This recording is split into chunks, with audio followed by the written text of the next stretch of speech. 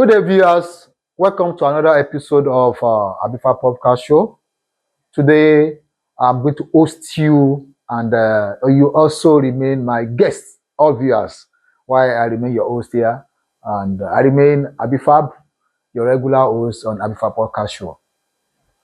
The show is all about lifestyles and business. Business generally in Nigeria and worldwide. And we bring guests here on daily basis to come and discuss on their lifestyle and business. But today, actually, I want to discuss briefly on lifestyles of Nigerians that must change to meet the reality on ground. We just have to be real with ourselves. The things in Nigeria now, even today, as present as we talk, have really changed to 2 years back and 3 years back. We all know what is happening and it's presently in Nigeria. Protesting, crying, and shouting every day might not be able to solve some of these things. I'm not saying we should not protest. I'm not saying we should not exhibit our anger. But the best thing is for us to immediately commence adjustment as a family man or as a single man or as a single lady, as a businessman, as a real man. We just have to commence some things. I have some situation that I know is happening presently in ground. I just pick only 7 that I will just discuss briefly for all my viewers to pick and also learn some things and get adjusted. One, I talked about there is an increase in fuel prices.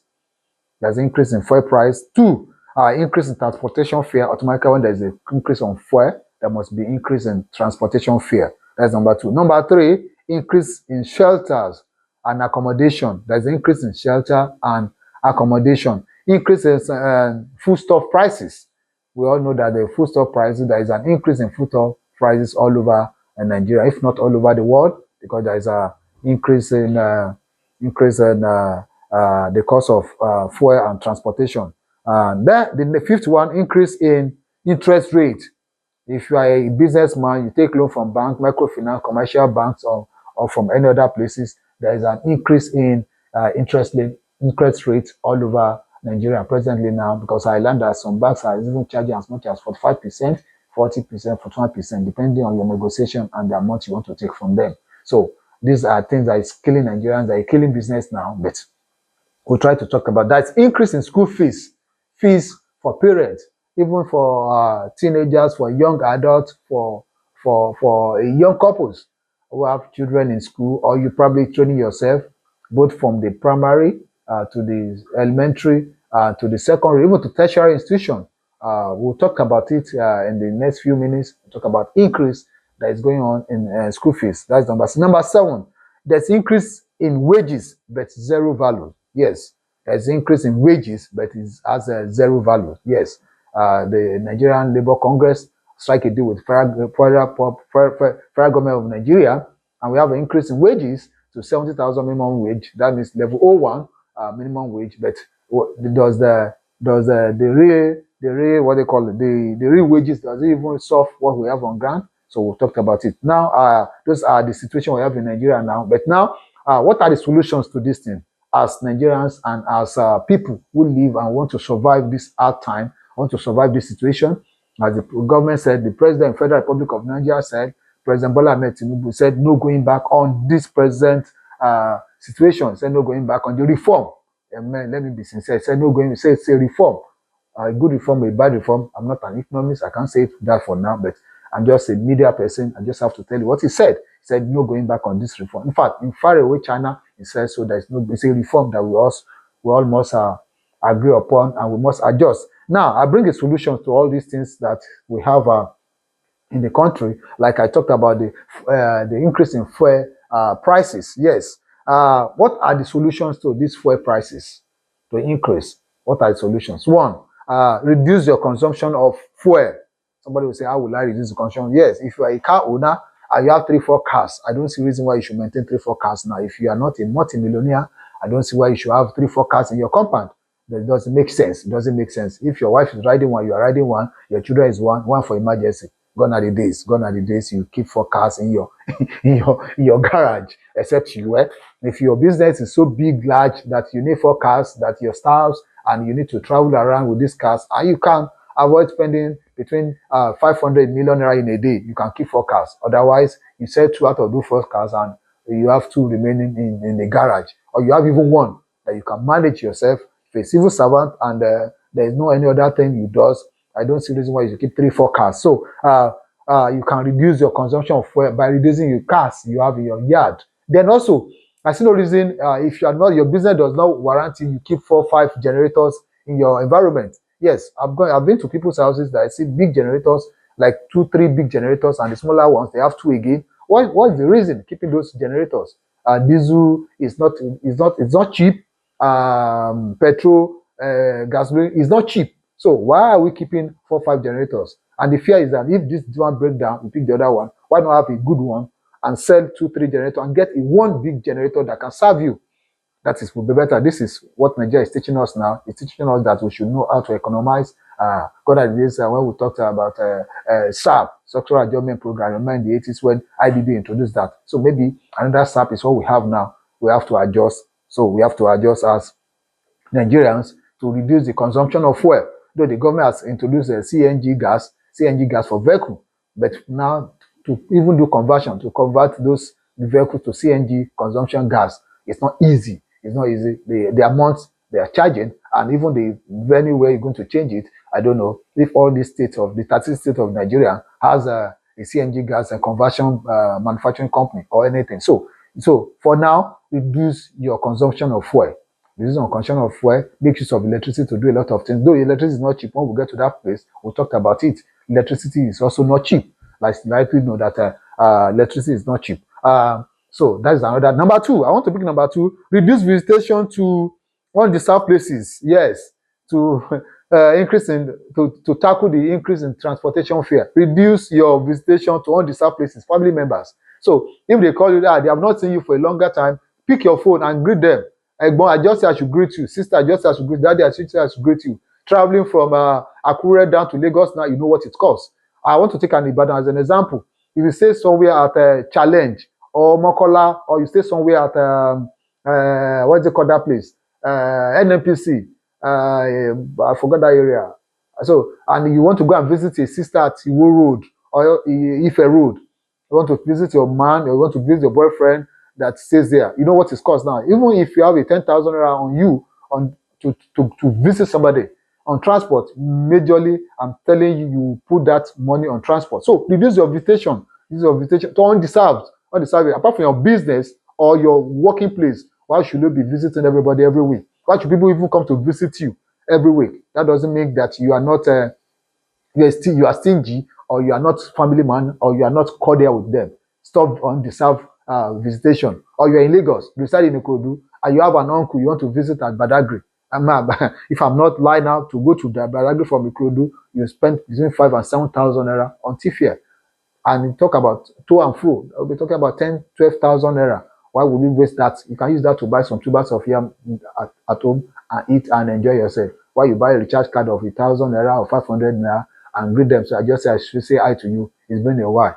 The economic situation, that's what you deserve now. So reduce visitation to undeserved places, undeserved family members. If it's not emergency, I see no reason why you should visit your family members every week or every month. So we are all in good health. God will help us. That's the situation now. Now, number 3, they say reduce spending on accommodation, on rent or lease. If possible, change accommodation, move your office or shop to your houses if you have a place. Yes, there's no reason why you should be paying so much on accommodation.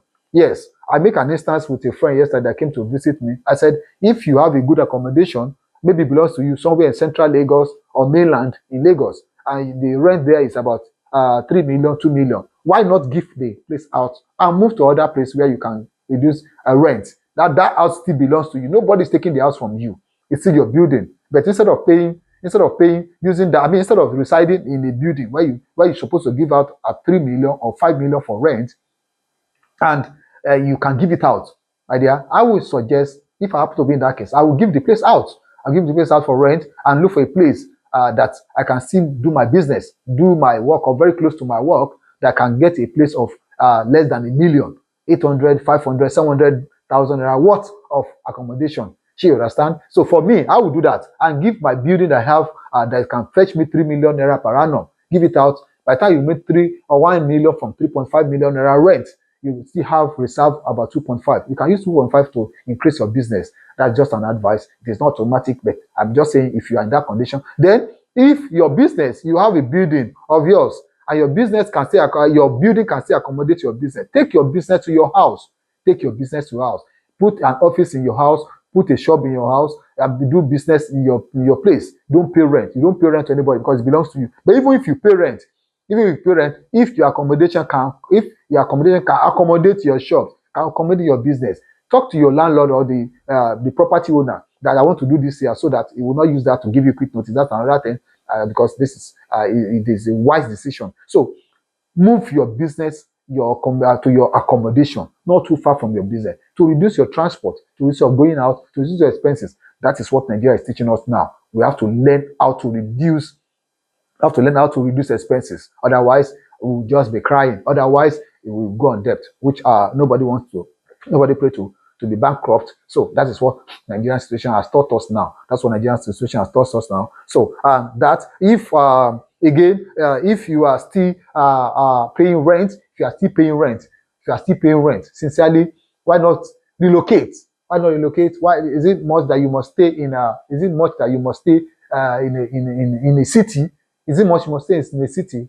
There are interland, there are places that you can do your business and make it. There are business that is needed in villages. There are business that is needed in a far place, and you still make your thousands and your millions. You still look fine.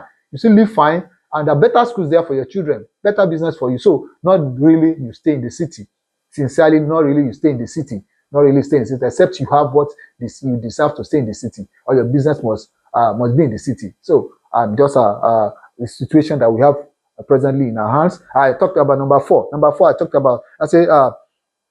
We must eat. Surely we must eat, because it's the food we need for energy. Why not try to tackle price of foodstuff? Somebody will ask me why. Technology has shown that you can even plant yams in bags. You can plant yams in bags. You can plant pepper, tomato in bags. You can do some nursery, and even why not start a mini poultry in your house? Why not start a mini poultry in your house? Get a broiler chicken, another chicken, a cockerel, get a dozen. Just 12 to start with it, and just meet people who knows about it. Let them give you a 3, 4, 5 hours training on it, even a week training on it, and start it. You know that is another thing that is going on. Meat business is a good business. Meat business and food business is a good business. You will be surprised that your 12 or 24 or 30 or 50 chicken, broiler or cockerel or layers can also give you money, can make you money in the next 12 weeks. When I mean 12 weeks, I'm talking about correct 3 months or 4 months. If you start, this is September to October, November, December, you will find out that even some of these birds, you still sell and make money, apart from eating from the family. So what am I saying? This is a lesson. Foodstuff and livestock, you can also do that in your houses. Yes, plant a yam now. I know what a tuber of yam is costing now. What the price you are buying one tuber of yam now is the price we are buying 10 tubers of yam 6, 8, 10 months back. So what am I saying? You can be a farmer in your home. You can be a farmer. Those who said in abroad, yes, I've been to Europe, I've been to UK, I've been to Germany, I've been to France, and I've lived there, and I've seen people who live and plant. These are white people. They have garden behind the house. They have garden outside the house where they plant all these things. They go there in the morning, you see them plucking pepper, you see them plucking tomato, you see them plucking carrot, plucking a lot of things. Why do they do that? Because they believe these things can also grow at home. Home growing, you understand? And the funniest thing is that God gave us this thing in this our country. In Europe, they buy soil. They buy soil in quantity. They still pay for soil. Yeah, you don't pay for soil. You gather soil behind your house there. You gather soil around the street. Put it in a bag. You can plant your tomato. Do a nursery of tomato. Do a nursery of pepper. Nursery of all these things you need. At the end of the day, what do? You transplant and have them in the bags. You have them in a bin. You are a farmer in your home. Nobody will come there and tell you because you are poor. You are not poor. The rich people does it. I remember the other day I saw our Excellency, First Lady of Nigeria, planting the yam and whatever, and she shows us on the screen. Is she poor? She's not poor. And when the thing grew, she showed all of us on the screen. Maybe it's a lie or not, it's left for you, but First Lady does that. If a First Lady who is a former senator, who is a senator and First Lady of Nigeria and a multimillionaire can do that, I see no reason why myself and my wife and myself and you can't do that. Let's save money. Let's save money. Instead of crying food stuff is high, we can also do this for ourselves. We can reduce the number of people who requested for this in the market. That is it. You can rear a bed, I've said. You can plant in your home. That's a good one. That's a good one for that. Number five, loan. Reduce your loan. If you don't deserve to take a loan, why taking a loan? Why taking a loan to bury your great grandfather? Why taking a loan to bury your mother? Does he deserve it? Why taking a loan to go and do Thanksgiving in the church? That doesn't make sense. Take loan. Grandfather has died over 40 years. Say you are turning back, you are doing observation for your father. Why? The gentleman, you pray for him, or the mama pray for him or her to have a good rest. You should rest in peace. Why taking loans to go and buy cattle of 2 million naira? Why you can use that money to do something for your business? Don't take loan for such. Take loan for business. And you are aware now that interest on loans are very high. As I know, are very high. If you don't have a good business you want to do, don't take the loan. Even if you take the loan, please invest the loan in the business you want to do. That is another thing. This is what Nigeria is teaching us presently now. Nigeria is teaching us that we should be observant. We should do business. We should do business that will pay us money. And also think of repayment. If you don't think of repayment, it choke. We have people like us have done that, and we have burnt our fingers.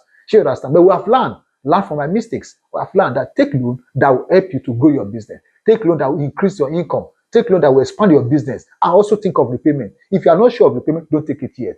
The business that will do that will give you a good repayment, you can take a loan.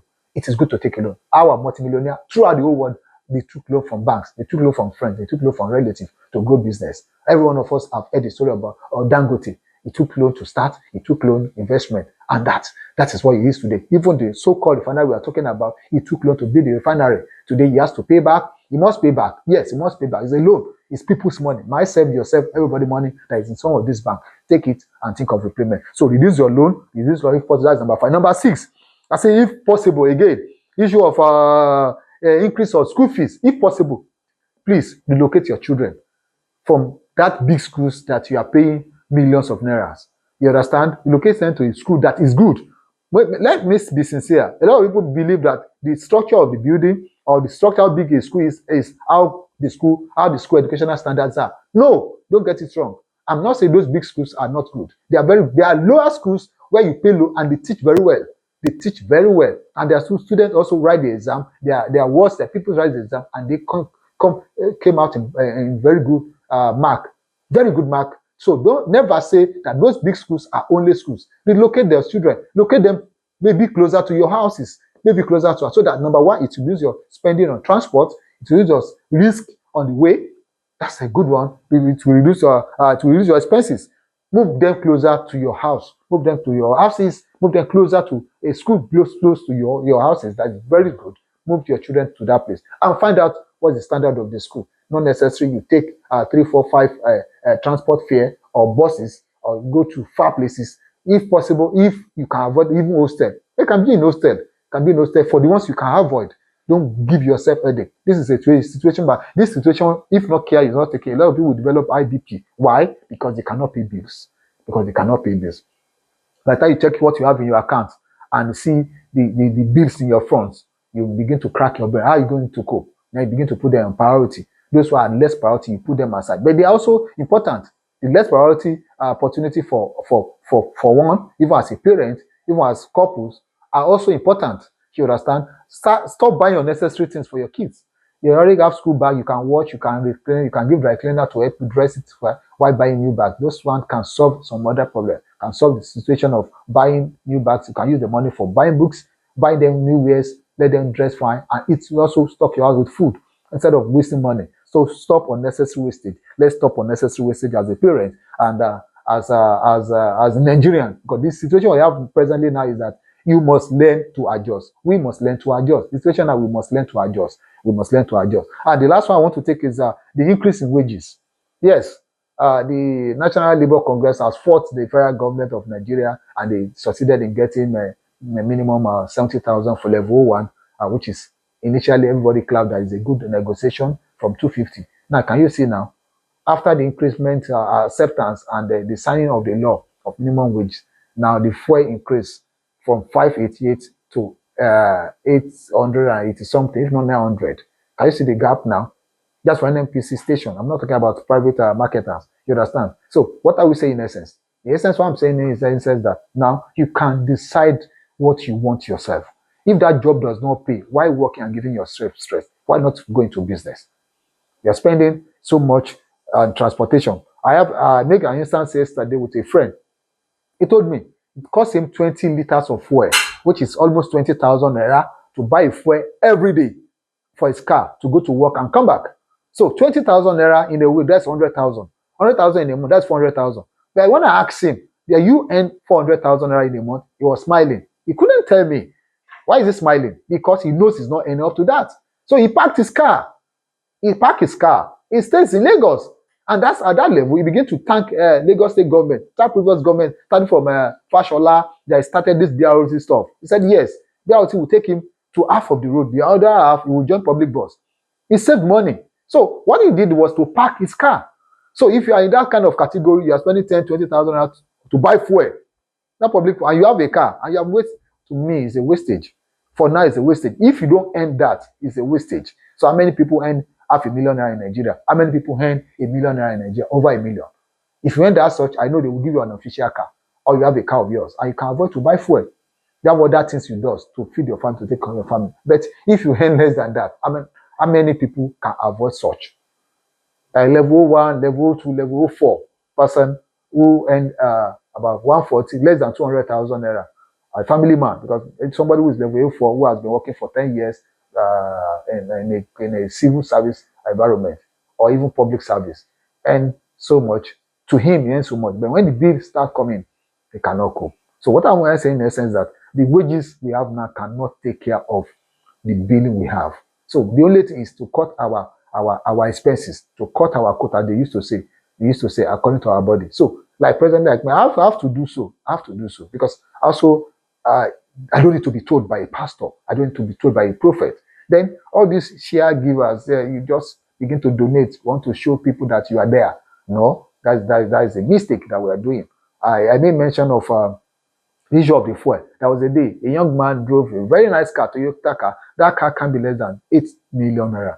I just saw him. I was at the gate of my residence that day. What happened to him? I noticed that he said he did no fuel, and there's no fuel for him to buy, and the stations are closed or something. I know he was just panting. He just spoke to me that he wants to keep his car in my place to come back the next day to get a fuel.